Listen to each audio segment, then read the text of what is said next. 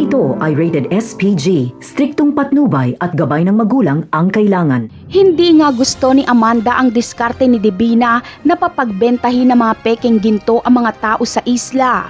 Iniisip ni Amanda na baka mapahamak lang ang mga ito. Pero ayon kay Divina ay proprotektahan nila ang mga tao sa isla at kapag magkaaberya na ay sila ang haharap sa anumang banta. Ang importante umano ay mapayaman nila ang mga tao sa isla.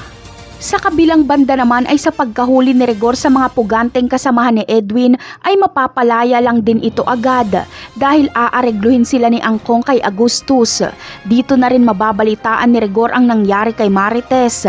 Labis siyang mag-aalala at agad siyang pupunta sa ospital. Sasama sa kanya si Mando dahil mag-aalala din ito ng gusto kay Marites. Samantala, inalam naman ni Ramon ang ospital na pinagdalhan kay Marites. Noong makumpirma niya ito ay agad siyang pumunta. Labis din ang pag-aalala ni Ramon kay Marites at gusto niyang makita ang kalagayan nito. Ikakagulat naman ni Ramon kapag makita niya si Senyor Facundo sa kwarto ni Marites. Palaisipan kay Ramon kung ano ang ugnayan ni Facundo sa pamilya ni Marites. Ngunit ano kaya ang magiging reaksyon ni Tinding kapag makita niya si Ramon na dinalaw si Marites? Siguradong galit na galit si Tinding at pagbibintangan niya si Ramon na siyang may pakana sa pagkakasaksak kay Marites. At madadatnan kaya ni Rigor si Ramon sa loob mismo ng kwarto na kinaroroonan ni Marites?